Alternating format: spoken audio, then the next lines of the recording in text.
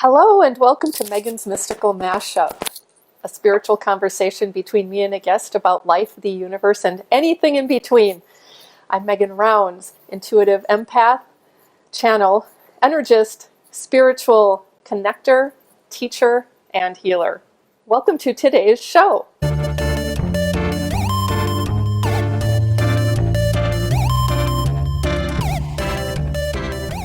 Today's guest resides in Pittsburgh, Pennsylvania with her 14-year-old Katie and 3 fur babies, Zip Zap, Zoe, and Harmony. Her grand dogs, Sweets and Piper, and grand cat, Remix, all reside in Arizona, as does her 28-year-old daughter, Macy, who teaches for the CRIT Colorado River Indian Tribe. She is one busy woman as owner and operator of 3 businesses, Pittsburgh Photon Studio, private residential cleaning, and Soul Navigator, which includes intuitive readings and soul navigation. She is also a Reiki practitioner, integrated bodywork facilitator, and recently added end-of-life doula to her resume. An intuitive empath, spirit channel with experience in all the clairs, she's been a member of the Lightworkers Lab for over 2 years, spending most of her time here in the main lab. Kelly first visited the mashup back in February of this year, and I'm thrilled that she's joining us again. So please give a warm Lightworker welcome to returning guest Kelly Halaja. Thank you. Hi, guys. Hi. Well, welcome back. A little bit sweaty. Thank you. Thank you for having me. Yes, Kelly's live on location as well. I am. I'm a little bit hot. A little toasty in here. Well, that's a part of what it is, right? You know, so yes. Yeah. Yes. That's right. Good. I loved your good news stories. I always love your good news stories. I had no idea about the blood donation for the animals. That's so important. It is. It's so perplexing to me that that's the first time I've heard of it. I mean, I've had pets all my life, and several times, had to go to the vet, some for some type of surgery and things where I know blood would have been necessary, and I've never heard a thing about that. And that they had different blood types. I suppose veterinarians probably know that. I had no idea. Right. Yeah, that was really interesting. My stepmother and my best friend, they recently just put their animals down. And I wonder, like blood transfusions, how that could have possibly even made a difference. Yeah. But yeah, it's interesting. So good to know. Good job. All right. Well, thank you. And thank you, Good News Story, for posting it, because that's where I found it. It's like finally somebody noticed that, I guess. Well, so last time you were on the show, we talked about your spiritual journey. And so for those of you who are new to the show, I always post show notes following the show. It may take a little while to pull them together, and then also a link to the replay. So if you didn't catch the first one, you can also find them in the show notes and take a look at that. It was fun. It was fun. It was fun. I love your mashups. I do. Thank you. I love doing them. They're fun. I've actually started doing some exposure to some of the members in my group as well. Good. Based off of your mashups, and I love it. So thank you, Megan, for inspiring. That's awesome. I love to hear when those things happen, when I'm able to be a butterfly, and kind of like inspire other people. Cool. You did. Thank you. Good.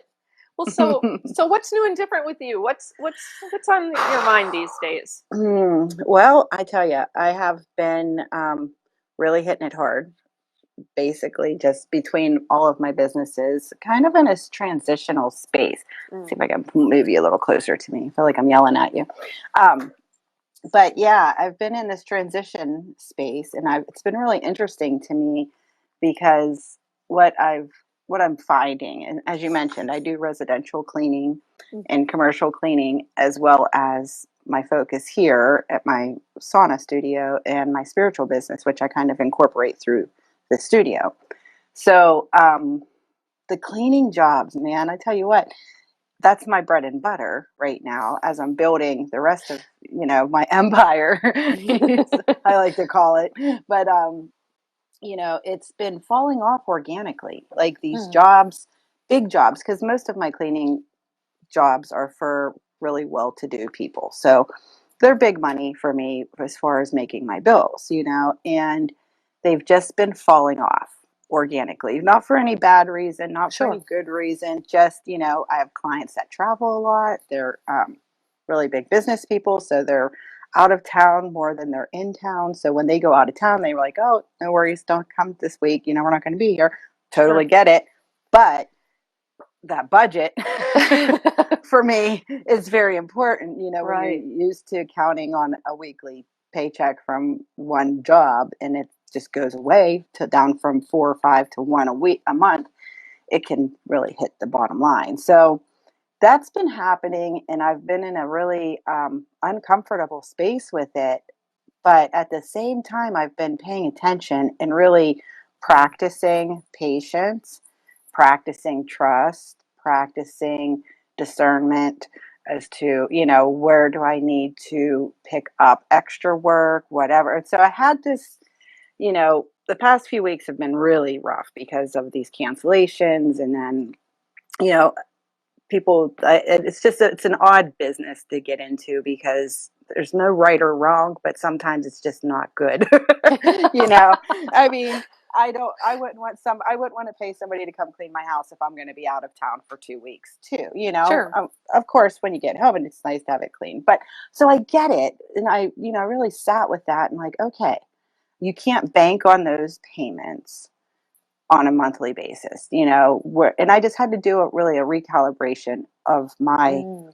goals and objectives, and from going from surviving to thriving. Where do I need to be? What do I need to do? And I had a really heart to heart conversation with the universe a couple weeks ago. And I just laid it out there, Megan. I just told him, I'm like, listen, I'm okay with the cleaning aspect of my, company reducing because I'm getting older. I'm getting older.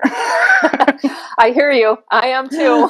I said it. I'm getting older, and this body, although it's in decent shape, it's not, made to be cleaning 8,000 square foot homes 4 days a week. Oh my gosh. I can't even imagine. So, One day a week sounds like a lot.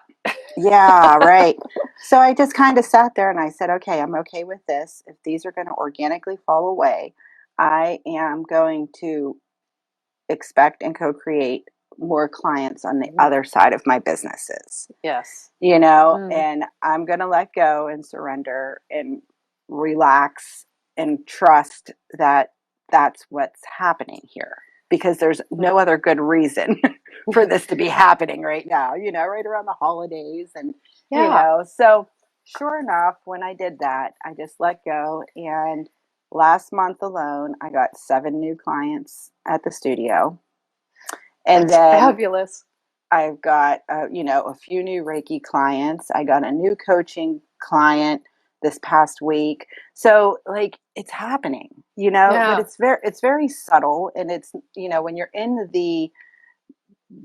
I don't know, the forward motion, I guess you can best way to say it. Like when you're in that forward motion, it's sometimes hard to stop and see that things are actually working out, because you're just surviving, Yes. you're like, okay, yeah, new client, yay, that makes up this week's this Yeah. week's loss. Next new client, yay, this week's makes up next week's loss. I really stopped and just reflected on October, and it was, took a moment and like, okay, yeah, I had 7 new clients. This is the first month since I opened that I had 7 new clients in a month. That's fantastic. And Yeah, I mean, it really is, especially with that declaration being made and the manifesting of it. I'm like, okay, this is where my focus needs to be, where it wants to be, where it should be.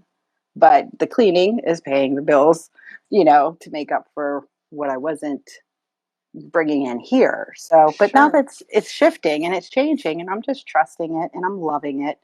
I'm spending more time here, which is my heart and soul here. So, we're muddling. that's fantastic. And thank you for sharing that story, because it's, to me, it really brings forth that the things that stood out to me are the difference between surviving and thriving, as well as, your conversation with the universe, and and naming that, okay, well, if it's going to drop off here, then it's going to pick up here, and I'm trusting that. I'm curious Right. about the letting go and surrender. I've been Mm, talking about this a lot lately because so hard. it is. And so I'm wondering, is there anything in particular you remember doing, like even any techniques to release or let go of Oh of yeah. that?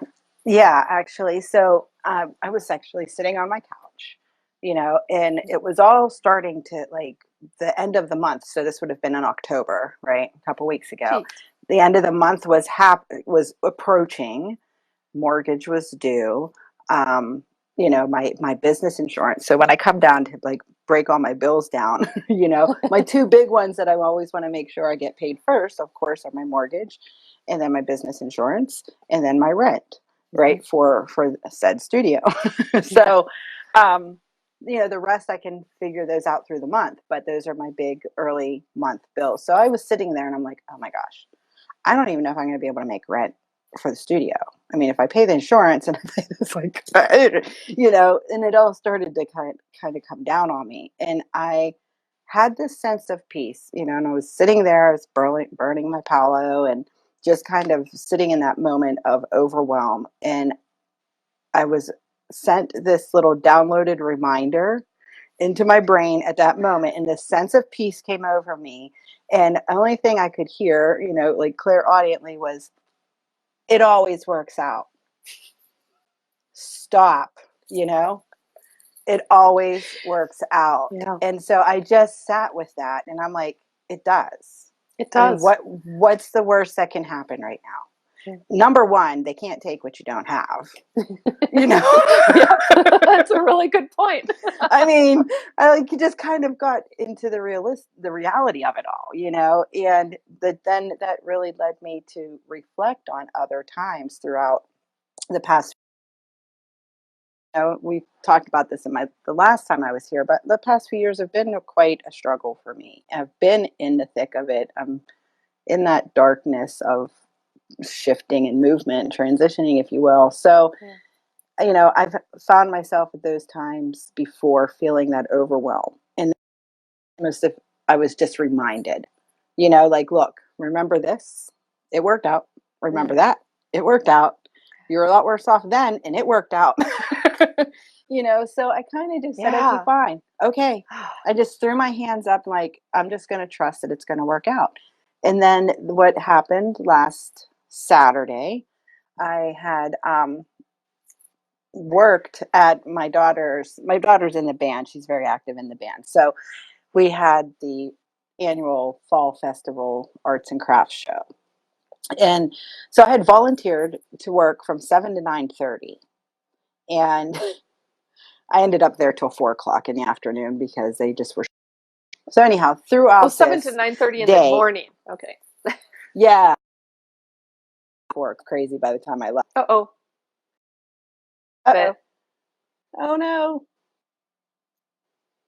We back? Okay, we're good. Yes. Okay. So I had, try to cliff note this, but anyhow, I had stepped outside to make a phone call because the reception was bad in the school.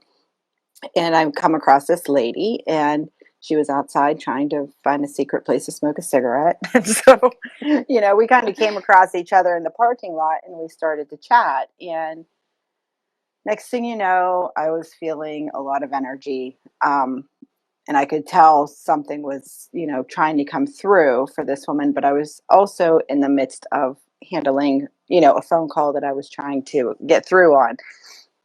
Anyhow, this woman proceeds to tell me that her husband had passed away, and then I was able to connect that energy with what was happening to me.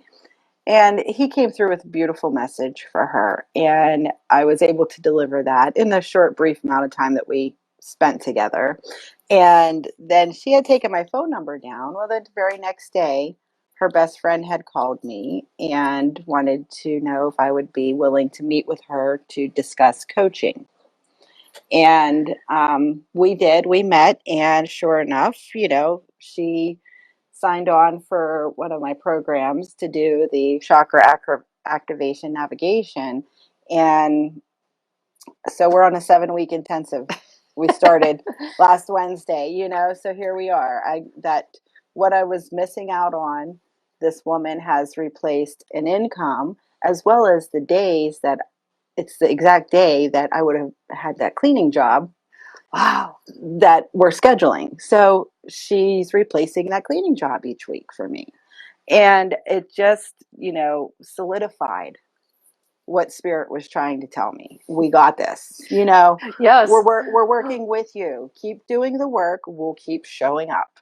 Yep. And I'm just there, and I'm happy. I'm very happy with the way it's working out, because helping people is so much better than scrubbing toilets. Yes, I would completely agree. And Oh my gosh. I'm a badass toilet cleaner, but I much would rather help somebody navigate their soul. Yes. I mean, that can have some crap, in it too, but Right. it's a very different way of dealing with it, right? That's right. You don't need rubber gloves. Exactly.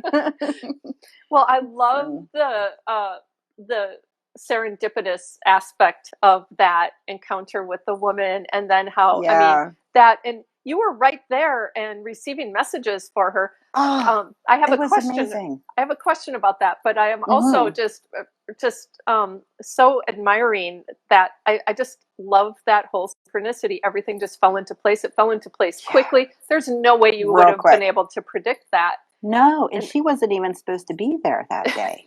She happened, her mom was actually a vendor, and the helper got sick, so she had to bring her daughter to help her offload, which is the only reason that woman was there. Wow. So it was really amazing, and she was very open, and she was tuned in, so she was totally on board with it, and well, your energy attracted her. Plus, here we go. Yeah, definitely divinely guided as well. It's just such a cool thing. Right. I'm just going to ask the people who are watching if you've had any synchronicities or serendipitous moments like that. I love hearing those stories. I've had some of my own. I'm not going to share them right now because I want to focus on you, Kelly. But but I am curious about. I will tell a little story. I recently was meeting with a woman whose husband had passed a few months ago, and I knew both of them, but not well enough to have known that he had passed when he did. But her and I were talking. She was clearly still very much in grieving mode. She was tearing up when she was talking and clearly not comfortable with that. I was fine with it, but she wasn't. And I felt his presence, but I didn't share it because she's not someone I know to be. I don't know if she's open to receiving those messages or not. And she felt like she was kind of walking a line, between holding it together and losing it. And we were in a public library, but like an open space area. So I held it off. And I'm just curious about, how did you approach this woman that you didn't know with this information that you had? So it was pretty interesting to me because, I'm still, I don't know, I haven't put myself fully out there as a medium. I mean, me either. Definitely with my clients, I let them know, where my skill set is and what happens during our sessions. Obviously a lot of channeling comes through. But with this lady, it was so strange because it was almost like, and even in reflecting on it now, there was a familiarity that I felt with her, even from the first time we saw each other. I was like, oh. And so I honestly think that the husband's energy was already there with me because I was connecting this familiar feeling with this woman. I'd never seen or met her, but I knew there was something familiar about her. And so but again, I was in the process of trying to get a hold of my friend who was ready to put her dog down. And so my focus was trying to reach there. So when this was happening, I was very distracted. And, but again, that familiarity was there. And so as I couldn't reach the person I was calling, which I understand now was absolutely necessary, but what happened was, I started to feel his presence, so now not only the knowing of this familiar feeling about this woman, but I started to feel the presence of spirit. And I usually get it like from the back of me. You know, usually past loved ones, that's how I can tell. It's kind of like they come up from behind me, and Interesting. I can kind of just feel their presence come up and around, Mm. you know. And so Sure. I started to feel that as we were small talking, and I'm like, oh boy, you know, I kind of just like did one of those, and she looked right at me. She made it easy for me actually, because she looked right at me and she goes, "Are you getting something right now?" And That is so awesome. I kind of like looked at her. I was like, you're open to if I wanted to share something with you?" And she said, "Absolutely, because I can feel his presence right now." And then it just started, you know, then he Wow. just kind of used me as a channel to relay the messages to her, which were very brief. And, you know, next thing you know, we're all crying in the parking lot. And, you know, there's hugs going on with this stranger that I never met before. And, you know, there was this closeness that bonded at that moment, and probably a lot of transference. But, you know, she was just elated. And what came through me to her was something she needed to hear right then and there. Yeah. And she said, "This is why I'm here today, because I was not supposed to be here. You Mm. know, I needed Yeah. to hear this, and I've been wondering about that. And now here you just delivered the message for me." And so it was pretty, like I said, she made it easy. I don't normally go up to people and go, "Hey, you know, I'm feeling a little something here," because I might feel it and I'll just keep it to myself and I'll know. And a lot of times I'll walk away and wish I had, Yeah. you That's kind of know. that's where I'm at. Yeah. It's like I felt her grief, and you know, I'm a pretty strong empath, I think. So I was Right. picking up on that. And the one thing I wasn't quite sure about, and I think it's one of the reasons I held back on saying anything to her, was I saw his image. Mm. And because both of them were my former professors and they co-taught.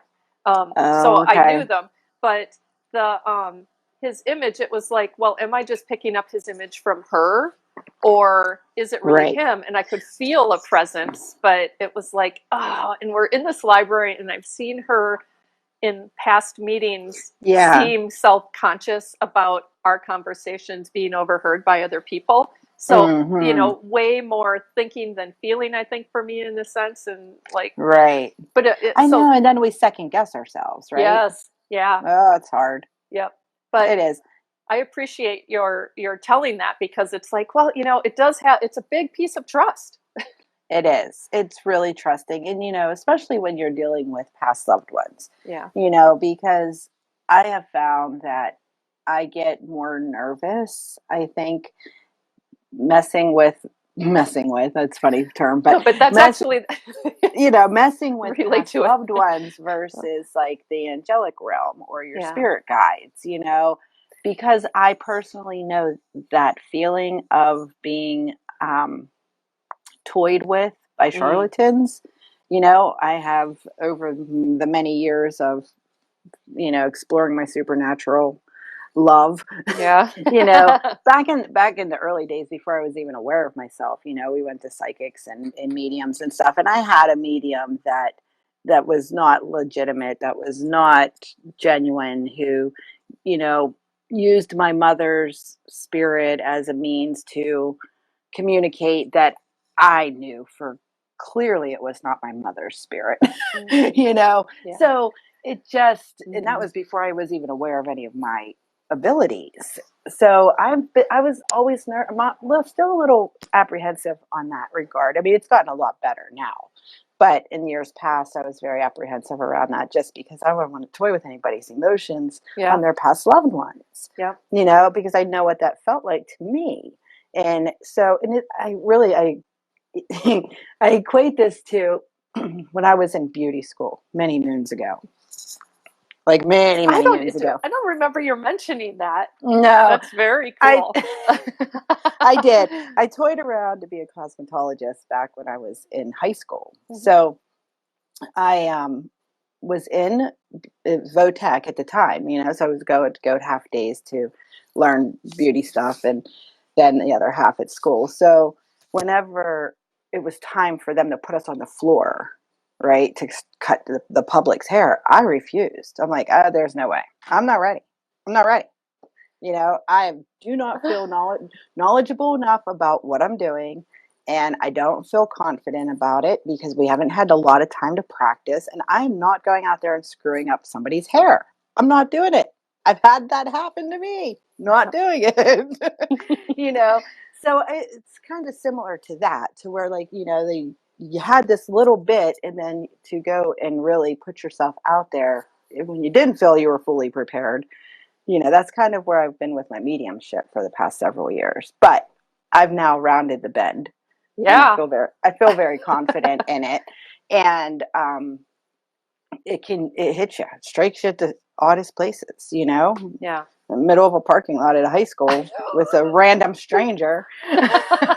Maybe, but I do think maybe that played a part of why it was better, you know, because, Well, yeah. you know, And that's the other thing that I'm noticing, you know, with working with spirit too, like even with the mediumship, I have all of the clients that I'm getting now are complete strangers. I mean, they are not anybody I know. They're coming from, you know, friend of a friend of a friend that I have no idea who they are.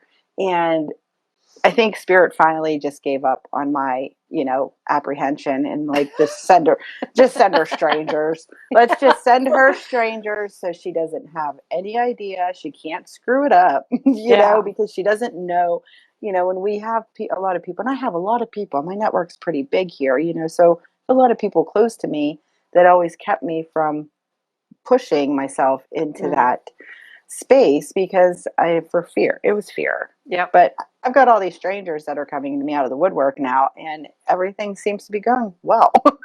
That's awesome. Even somebody from Dublin, Ireland got wind, and I had a session with her not too long ago. Cool. I know. So it now was you're cool. soon to be international. Yes. So I just have to point out, I saw Jeremy had put beauty school dropout, and I have to say, Jeremy, I think I heard that because I got it as soon as you said you were. That was me. I was going to ask if you dyed your hair pink, you know. Yep. That was me. My mother was so upset with me. I was like, I can't do it. And, you know, I'm sure I probably could have, but that was one of the area of my life when I was pregnant, because I was pregnant in high school. Okay. And that was what I thought to be my quick out of, you know, get to be able to make some money quick, kind of, and take care of my family by becoming a stylist. And there would always be work, you know, but it just didn't, it wasn't for me. Do you cut people's hair though? Like friends or relatives? No, my best friend let me cut her hair one time, not too long ago, but she guided me because she is a stylist. Oh, she guided me through the whole thing, and it worked out. But no, it's just not for me. Yeah, but good that you knew that, you know, pretty quickly. Yeah, it sounds I like. did. I did know it pretty quickly, and I was like, yeah. And you know, when you have that hard decision of, this is an easy out, I could go and do this, or I know strongly enough that it's not for me, that I'm going to embark on my college career, which is what I ended up doing. Good. So yeah, I was a beauty school dropout. Yeah. Frenchie all day. I love her. Yeah, she's one of my favorites in that movie. Oh my gosh. Except I was more of a Rizzo trying to be a Frenchie. Yes. And so if there's anyone who doesn't know what we're talking about Grease. Me personally, the movie. But, you know, Stucker Channing I love her. That was me. That was my favorite. Well, I don't think she's listening, but I kind of suspect my mom was sort of like that. I don't know if she would be offended by my saying it or not, but it's like, no, you know, cool. Yeah, you know, it's one of those things. So, but the mediumship now is definitely feeling more comfortable with it, you know. Good. And I say to anybody out there who's lingering on that fence of fear, you know, of going forward and advancing your skills or protecting your, you know, your space so that you can focus on your abilities, do it. Don't stay in that fear zone. Well, let's ask. Don't be a spirit school dropout. There you go. Right. Yes. Good way to put it. Well, and so let me ask, if there are those of you who are watching who are facing that type of fear, what is it? What's holding you back, and how might you shift that and take that leap of faith and really listen to what feels right for you? Mm, I think yes. I'm noticing this thread of listening or because like you followed your intuition then too. You could have easily have Yes. forced yourself to just continue because you started it, and Right. you don't seem Right. like a person who's like, okay, I'm moving on to another thing. No. So it must have been a pretty tough decision at the time, And but you it really listened. was, especially because, here I was 9 months pregnant. Like I gave birth between my junior and senior year of high school. Mm. So it was really important for me to not be any more of a disappointment at that time in my life. No, honestly, I mean, that's what really was driving me towards Mm. beauty school, because I thought, okay, you know, Yeah. I already screwed this up. I might as well play damage control and be able to have a job that I can work for the rest of my life anywhere and take it with me anywhere, or do stuff at home on the side to make extra money. So I was already kind of in that parental planning mode. Yeah. Just no, it wasn't for me. I would have Well, rather I did another 6 years of school after that. what It's because it was that much not for me. it's like, no, run away, what changed your mind? Because I understand that Mhm. strong pull towards maybe perceived duty, Right. to meet other people's expectations. What Oh what was yeah. like what was the Hmm. difference that made a difference for you? The fact that I didn't want to screw up anybody's hair. Yeah, If we're I still totally talking get about that. the beauty school, yeah, because that's important. Hair is important for people. And you know, Anyone I who's ever had a bad haircut knows that. yeah, I have. exactly. Wore a hat for 6 months because of it. Right here. So, yes. And it was the fact that everything was changing for me at that time. Yeah. When I look back, and thanks for asking me this, because I don't reflect a lot on that time of my life, just because it was so turbulent and Yeah. tumultuous.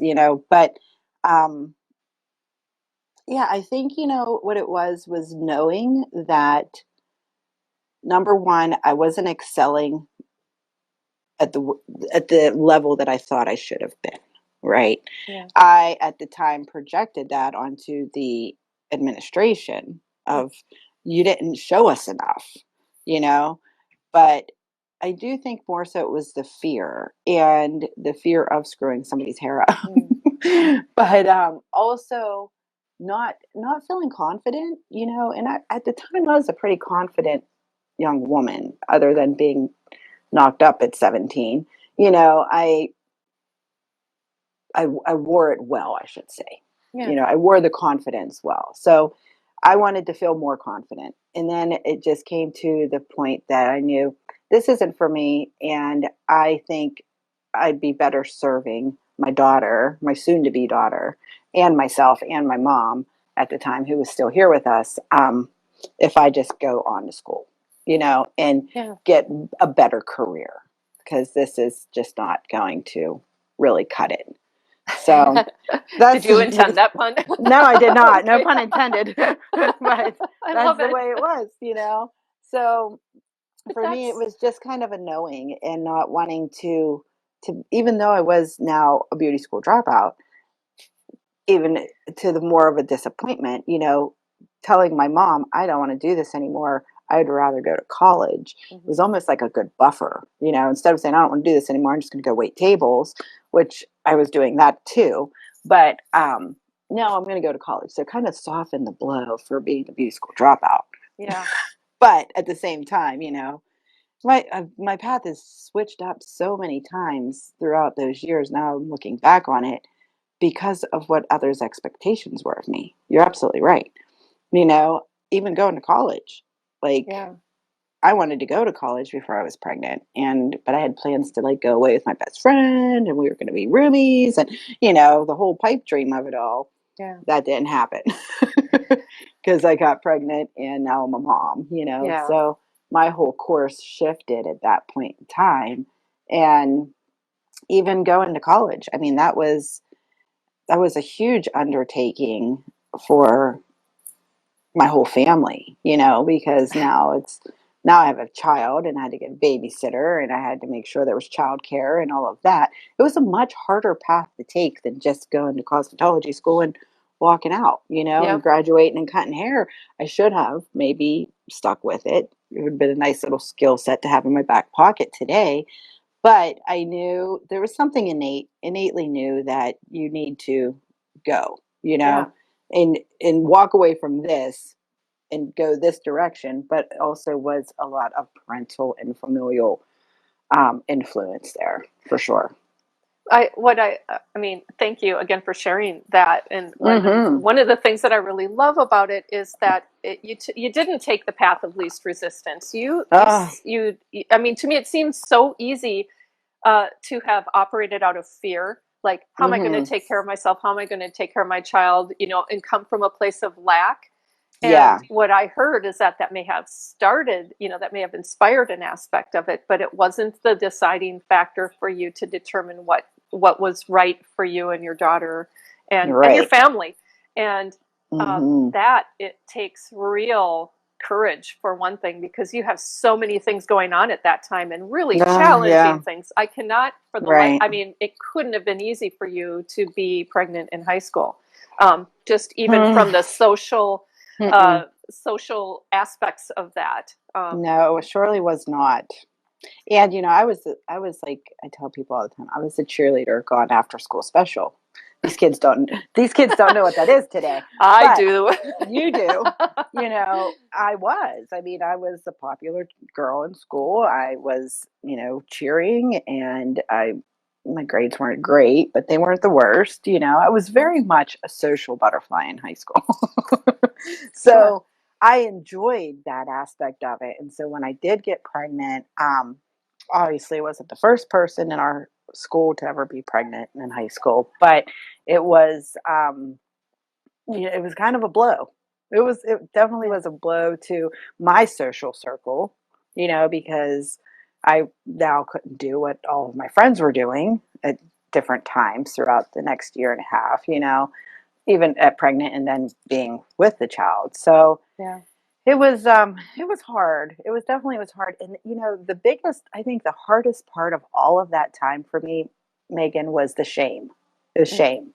Shame like really ruled my cycles for me, just Yeah. because I was so ashamed that, number one, I was pregnant and I was young and I was in school, and then the family, the whole family thing, that was a whole nother, God, she's pregnant, what's next?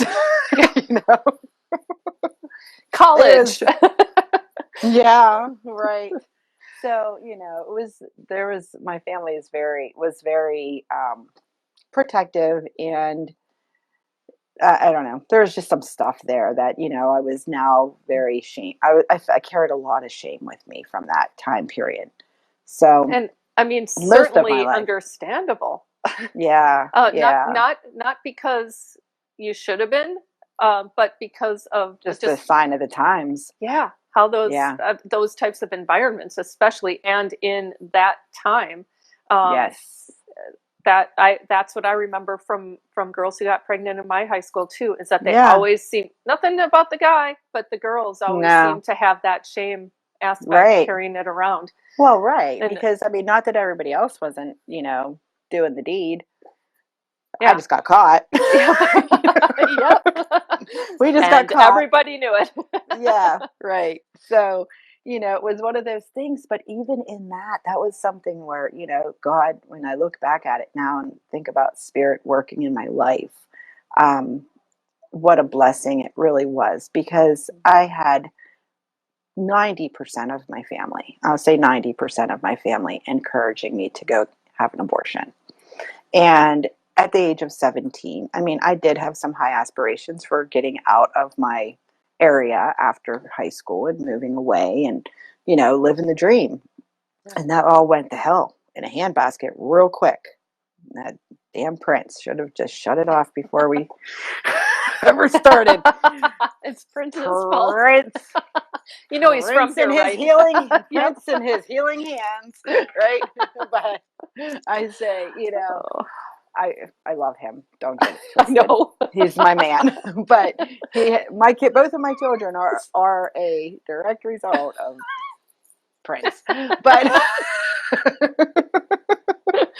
I hope he's joining us here in spirit. You know? right. Anyhow, yeah. I mean, and now I forget where I was even going talking about Prince, but yeah. I Oh, mean, I think it was that in like spirit playing a oh yeah, part. working with me even then, because my family was all encouraging me to have an abortion and to, not to throw away my life at that time. And boy, looking back, I just knew I was having that baby. There was no, and I'm not pro or against, it has nothing to do with abortion. I just knew innately that this child was meant to be here. And I could not do that. And then, we talked about adoption. And I'm like, no, I know that this, because I even had a family member come to me on the down low and offer me to let them raise the baby. That I could still be mom, but they didn't have children and they would be happy to take on the financial burden, to take on the raising of the Wow. child and allowing me to be a part of her life, as her mom, but removed. Mm-hmm. I could do it. Wow. No. I mean, I think there's a purpose and I'm doing this. And you're either with or you're not. You're either with me or you're not, so I'm having a baby. I'm going to figure it out. Whether you help or you don't, I can't make that decision, so they all did. They all pitched in and, my Good. daughter's beautiful, flourishing adult now. And I'm so happy that I didn't make either of those decisions, Yeah. because we had a rough go of it, but she had an awesome life. She really did. So, and she still, the opportunities that she has now and Yeah. the people's lives that she's changing. And I think about, had I made a different decision, how many people would have Wouldn't. missed out on her, Yeah. Oh, sorry. No, please don't ever apologize for sharing emotions. I think they are a natural occurrence of being human. And, I Yeah, just I have mean, to tell you, she's amazing. She's an amazing child, so I'm grateful well, you're that I was. amazing too. I'm not concluding, but it sounds like it because what Yeah, I'm thank hearing you. from these stories is you are such a pillar of strength. It Oh, takes a thanks, lot of Megan. courage to stand up to your family, and especially amongst all of Mm, these different ideas and solutions that they're offering to you, some really yeah, compelling sounding at that time in your life, and you're like, no, and you knew, and you listened again to I your just intuition, knew. and just and good for you. Yeah, I'm just thank you. gobsmacked, which I hardly ever use Yeah, that word, but seriously. So I have a question. sure. You had said that this you're when you have a transition, it's usually, I mean, it sounds to me like these are like pretty big significant changes that Yeah, happen throughout your life. Can you tell when they're coming? I mean, or can you tell when they're I do. I can. And now, today, in my wholeness that I am here today, I can really, yes, I can tell. And I can tell you the first reason I know when they're coming is when I put on a lot of weight. mm, And it's bizarre to me, but it's not interesting? even an excuse. I'm like, it's not an excuse that I ate an entire stinking pumpkin roll the other day. The whole freaking roll, I ate it by myself. Hey, But I mean, not an excuse, but that's one of the big indicators for me when I know that shift is coming or starting to occur, is that I pack on extra weight. And I've been watching this cycle for the past couple years now, and I've watched how the weight will come on. It's like I pack up, and I am an emotional eater too, not to excuse that, but I have noticed that when things are really in the groove, I don't have the need to really fuel up on shit that I Yeah. usually eat when I'm not in a good place. But I have noticed I start to pack on weight, and usually there's a big shift that's happens shortly thereafter, within a few months. And then when it happens, that weight starts to fall off again. Wow. Yeah. Or I get the motivation to get the weight off. But it's like prior to, and years ago I worked with a woman out. She lived out in Idaho. We did phone stuff, and we talked about this then, and this was probably, I don't know, 6 or 7 years ago.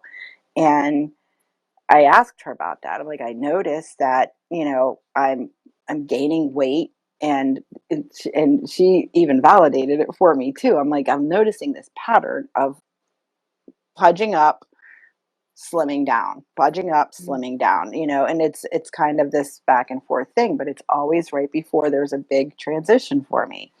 And she said that's really indicative of being an empath, because what you're actually doing is, yes, some of it is emotional. I don't want to take that aspect out of it, but some of it is emotional eating. The other part of it is innately knowing that there is something coming. So we do that to protect our internal organs, our internal body, from the energies or the shifting, the transitional energies that are coming.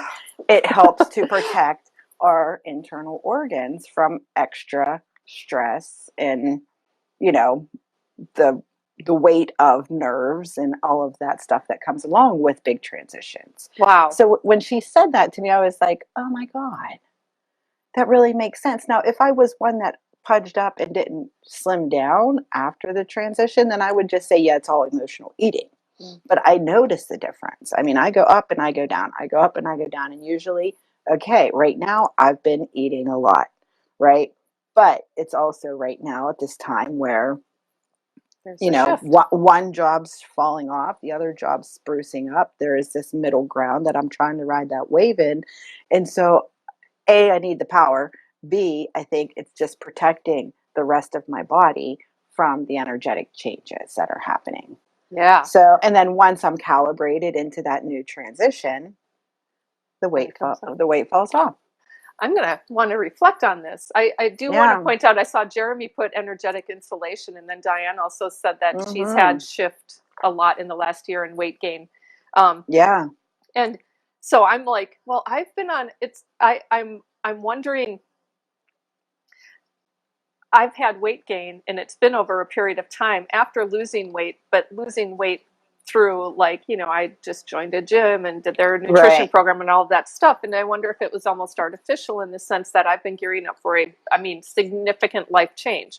Yeah. And I've been feeling it. And as I'm shifting, it almost seems like some of the things that used to hook me aren't hooking me in the same way anymore, which to me may mean then that that the transition is settling. I don't know what to call it. Right. Or maybe it's more like this, Yeah. giving me a breather. Sure. That's a really, that bulking up part, especially for the empath aspect. Right. Yeah, I'm going to be spending tonight thinking all over that. So, and I've noticed that, because when I first woke up, I was, I think I lost at the heaviest I was ever at when that happened. When I finally just kind of like, when my mind woke up and the blind went up and I was seeing everything clearly, I lost, I think, 50 pounds. Wow. Over, it wasn't like dropped immediately, but in 2 weeks or something. No, yeah, it wasn't that drastic, but probably like over 5 or 6 months. And it was, that was huge. That was huge for me. Did it just, were you like, it just kind of. It just started coming off because I didn't, and I only wanted healthy foods at that time. Like when I had my, my wake up, I was being shown a lot of things. Like I feel like I was one of those people that, like my top 3 or 4 chakras opened before the rest. And so I was just like, everything was was going on steroids pretty much. So I did. I dropped 50 pounds and I only wanted to eat healthy foods. I mean, not to Wow. say every single thing in my mouth was healthy, but I was picking, carrots over Doritos. I was picking smoothies over fried eggs and bacon. I was, changing, and it was just happening. There was no guidance. I wasn't on Weight Watchers, or, it was just listening to my body. And when I started giving my Mm. body those high vibrational foods at that time, all of that weight left me. And I specifically talked to Wow. my therapist about that at the time, because that's when I put myself into therapy for the first time, because I thought I was losing my shit. It was like, what is going on? I'm seeing things, I'm feeling things, I'm hearing things. Mm. I'm like, I don't understand.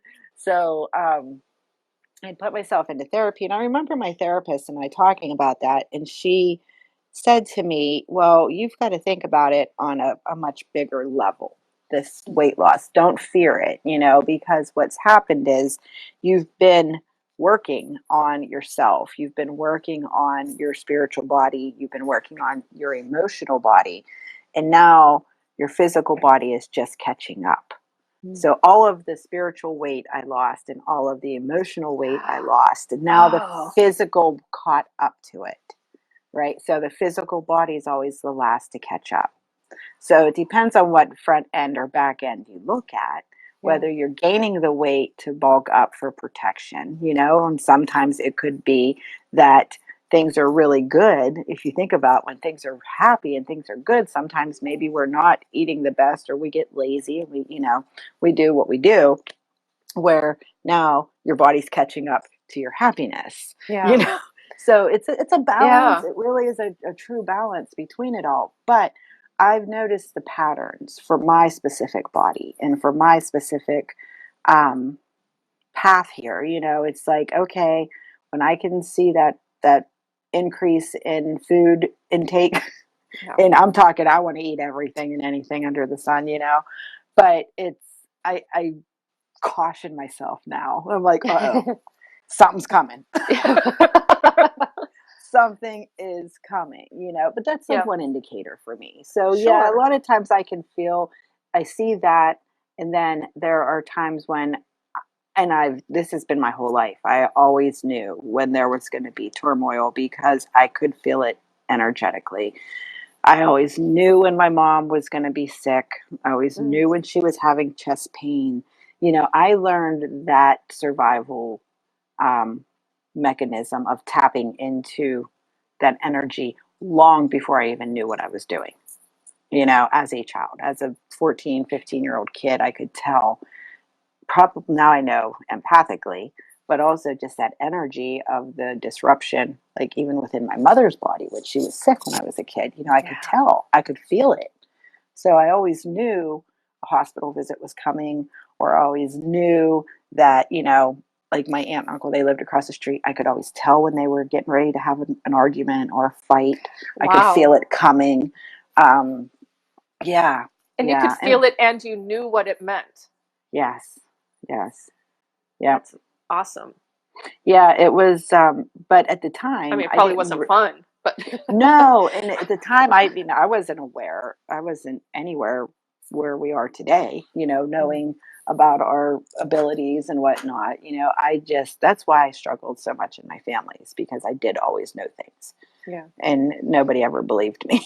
Yeah. So I was that kid, like, nobody listens to me. Yeah. I And could have told you that. they maybe didn't want to listen to you because it Because wasn't they like know you were we're going to win the right. lottery, Right, exactly. Wow. Yeah, it was interesting I've been when I getting look these back on it. I've been getting these really interesting little hits. It's like I mean, I'm really focusing on co-creating with the universe, and I'm getting things like, Hmm. you want to take honey to your friend's house because she doesn't have any. And I'm like, of course she has it. Everybody has honey at their house, right? No, Yeah, she doesn't. no. I'm like, okay, you told me.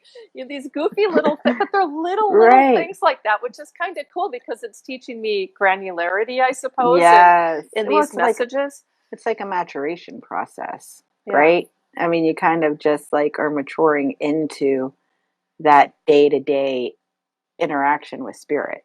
Yeah. Versus calling hours or whatever. I mean, they are always there to help. And if you want to keep your calling hours on at certain times, that's cool. But I think sometimes we still need to keep like a little back door open so that we can get Yeah. those little honey tips every once in a while. Exactly. Oh, I'm writing that one down. Honey tips. Seriously, I really like honey in a certain drink, and I can make it Right. here, but without that, it doesn't work at all. So it's like, man. No, I would go crazy without honey in my life.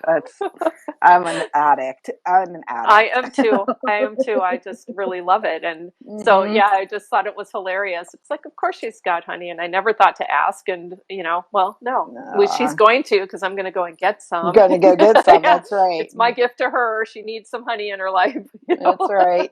But it makes me think about a part of transition to me is like, I don't even know if I have a great metaphor, but, you know, you're going one way. These are the things that are happening in life. And then all of a sudden something flips. It's like Yes. the tipping point, Mm-hmm. And I'm feeling the approach of a tipping point. I don't know. I may have actually had the tipping point. Have you ever felt that? Like where one way you're one way and then the next day you're like, hey, I'm not that way anymore. I mean, kind of like you were saying with your weight. Right. In transition. Yeah, that makes sense too, because I think in moments like that, what happens is like we might get that little download, from spirit and things, and then you're kind of looking at your reality. You're like, okay, bumping down from like that frequency, riding high. Yeah. Sometimes we have to come back down here to reality and be grounded in it and be like, okay, no, I don't feel like that right now, or I do feel like that right now. Yeah. Is that what, like, kind of what you're saying? At one point you can start to feel really good and feel like you've got this, and then the next day you're losing your shit again, or vice versa, right? Yeah. Or you're losing your shit, and then the next day you're like, oh, I feel fine. What was that all about yesterday? And that maybe at some point the frequency of let's just do the up and down thing. It's like you're going up and down and up and down and up and down, and then it kind of slows down, and there's more days that are up and down and more days up and down, and it's like, hey, something's different. And it probably is a delay to even recognize that, because I think it's really hard to see when we're in it, what the new form will take. Yeah, it's like getting calibrated, right? Yes. Getting calibrated to the new frequency. Yeah, it's interesting. Very interesting. I see these things visually and I cannot describe them. And it's so, it's like, So thank you for going with it, because I'm like, wait, you're what welcome. am I even trying to say here? I don't even know. No, but I can understand. And I think it's necessary to even just bring up, because when you are on a journey like that and you are making big changes, or you are doing a lot of your soul's work, you are going to have good days, you are going to have bad days. And like that's that patience and compassion for yourself, to not feel like you've gotten off course just because you don't feel so good today, or feel like that it's not going to be happy go lucky every single day. There are going to be those down days where you have to integrate a lot of the things that you're learning and you're striving for, and integrating the past. That was one of the biggest things for me, is working, and I'm still doing it. It's a daily task, is integrating the past into who we are today. Kind of like integrating that that little child of ours that's still in there and still trying to heal itself up, integrating her into that adult emotional body it's hard work, Yes, and you're going to be caught up in the emotions at times, and you're going to be caught up in feeling like you're riding higher than the sky at times, and it's trying to find that balance and understanding that the highs and the lows are part of who we are. It's not always going to be, I love the people who think, oh, she's spiritual. Oh, she's so good and happy all the time. No, we still struggle. We're still living here. We're still human beings trying to manage work, life, kids, and a clean house. And you can be going well, and then somebody around you has a low day, and it's hard to stay there in those moments, like somebody like a child is having moments. Right. And Oh my God, it's it's so like, true. but I And like to think about averages are being just this line going up, but it's an average. It's not the norm, right, you know, right. just like you That's said. right. Anyway, what were you going Yeah. to say? I think you were, Well, I no, I interrupted. think that you bring up a good point about the kids. I mean, like Katie comes home from school at times and she is a bear. You know, she is. I'm like, what the hell happened? What did they do to you there? You know, Yeah. because she just comes home and she's in such a poopy mood. And the other night was a really good example of that because, you know, I was in a good mood. Hey, how was your day? You know, what do you want Yeah. to have for dinner? Let's do breakfast for dinner. And she's just like, "Ugh," you know, and Yeah. she took a shower about 3 hours later and she came out of that bathroom a completely different person. You know, and I sat her down and made her recognize, hey, listen, you realize what you were before you went into that shower when you came out. Like you washed off all that energy from school, you know, and now you're back to yourself. She's like, oh my gosh, you're right. You know, like that was wild. I'm like, yeah, you were an asshole. You know, for the Yep. last 3 hours, you were pretty much a jerk. And for what reason? You know, and she didn't have a reason. And that's how, you know, I'm trying to teach her to be aware of those things. Like, yeah, you don't know Good. why you're mad. Are you mad at me? No, Mom, I'm not mad at you. Why? I'm just having a bad day. Why are you having a bad day? I don't know. Yep. I mean, I she's think our 14 and dog, that's to be expected, but mine will be recognize. 13 in Yeah. a couple of Oh, months. Yeah. God Just, bless you. well, I was going to ask, and it sounds like we're already heading in that direction. You know, what kind of things do you do? Well, there's two things there. What do you do to keep yourself um, from falling to, and you know, to some, It's hard. yeah, because I mean, especially as an empath, it's like, well, you're picking up their energy, but you're also, oh, I'm speaking for myself here, so I'll just say me, but Yeah. you may be too. I'm compassionate, right? You know, I want to understand what's going on and help her. And they're Um, like this. yeah, they're like, get away from me. You know? They're such jerks. They can be such jerks. Yes, what I have learned to do with Katie, especially because she can really she's an empath. So she's not she's aware, but she's right now fighting everything that Mom thinks, says, or does, or Yeah. studies, or any. She wants no parts of it. Yeah. Although I think her soul knows it's there, and she's going to come back. She'll be back. I'm trusting that she's going to come back to it. But right now, she's kind of in her, you know, independence, trying to tell me what's, you know, where she's at. She doesn't believe in God, and she's, you know, she's exploring her own little journey right now. And so what I've tried to do is, because before Megan, I would have been like, well, let's talk about this. How can you not believe in God? You know, you know, but no, I'm just like, okay, you know, and when she's in her funk, I let her be. I just leave her alone. She'll say I don't, but I do the best I can as a parent to keep some space. You know, are you good? Are you healthy? Are you hurting? You know, what can I do to help? And if all of those basic needs are being met, and I know that she's not at risk for danger or, you know, a breakdown, I let her be. Because I think about myself as an empath, and when you get so overwhelmed with big crowds and big peoples, you know, you have all of that, it is overwhelming. So what I've been trying to practice, trying being the key word, what I've been trying to practice is when she comes home from school, I do my quick check-in with her. How was your day? Do you have any homework? You know, I Yeah. do the important after school questions, and then I let her go to her room and just be, so she can decompress all of that school stuff and the energies of her friends and blah blah blah. And I try to just give her a half an hour to 45 minutes of no talking time. Yep. You know, so that she can get just get settled in her evening.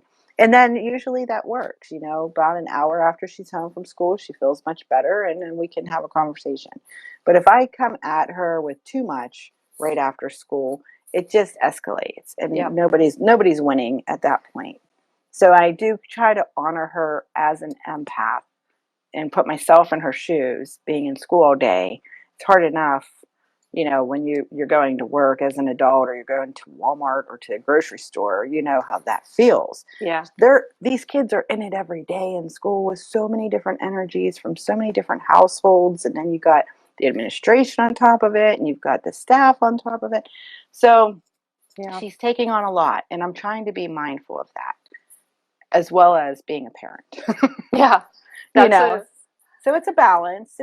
But that's one thing I've practiced now that I've found is helpful, is just giving her quiet time after school, not bugging, not demanding, not, you didn't clean your room up last night, you need to get that shit done. Like, not doing that right after school. I might say that, but it might be now after dinner.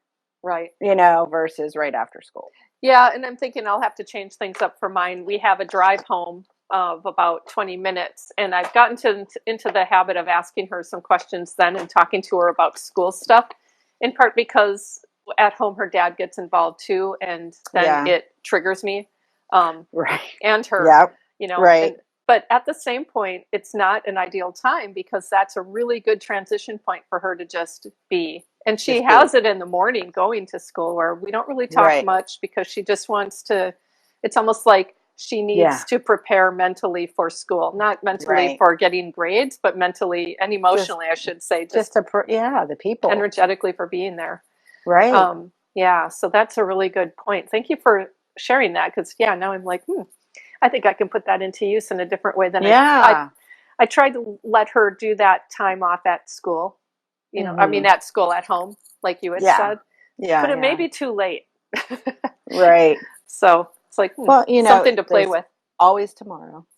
There's always a new day to try a new way. And for Katie, for Katie, she's so integrated in the band too. So she gets like the double dose. Yeah, but I do believe the majority of the band members, from what I've seen, are empaths too. So now you just have all these empathic babies bouncing off of each other for hours upon hours a week, So I think they take on a lot, and there's got to be some time for them to just not have to answer to an adult.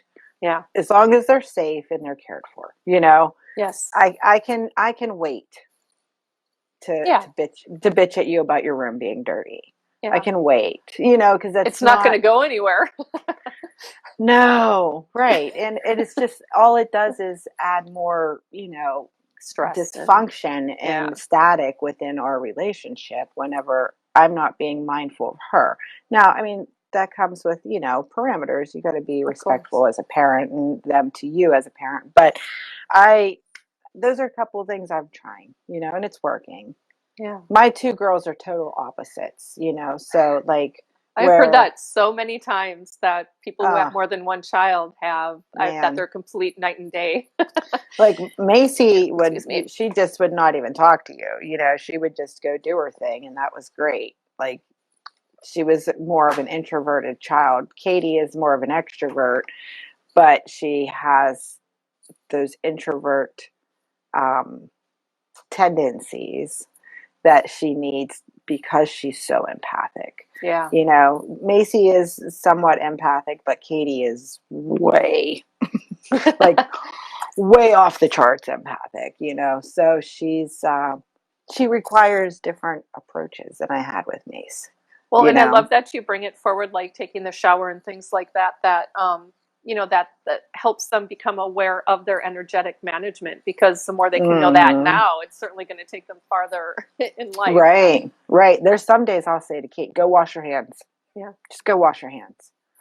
Just go break whatever energy is attacking you right now. Go break it. We've been working on breathing, because mine has a tendency to hyperventilate almost when she panics, when she gets overly anxious and stressed.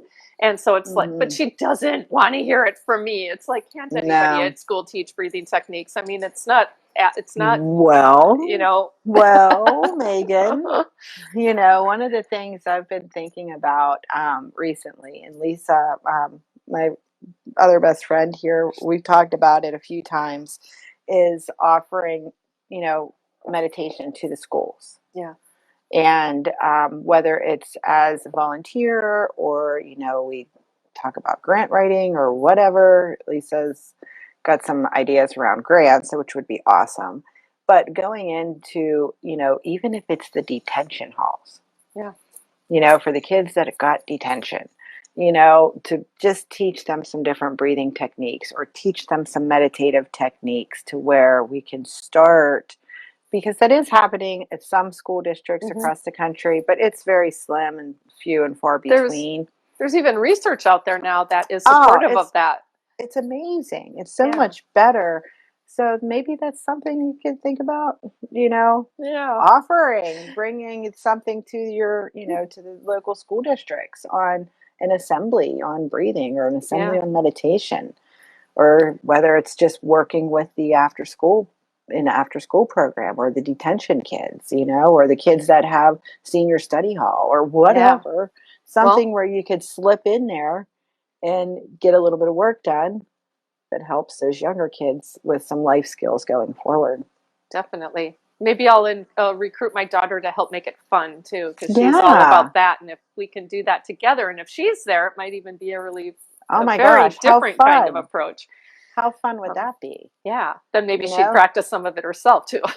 And if you incorporate that with her, it will make it part of her project as well. That is given her ownership, Beautiful. Cool food for thought. Going back to the food part. Never know. Give me food. Get into my belly. We have maxed out our time here today. So quick. I know, it always goes so fast, and I just really loved our conversation. I hope those of you watching enjoyed it too. I'll be going back and looking at all of your comments. Thank you so much again, Kelly. You're awesome. Oh, you're welcome. I love you. I love you too. Okay, well, thanks, Bye, everybody. lovies. Have a magical, mystical weekend. Bye, Megan. Thank you.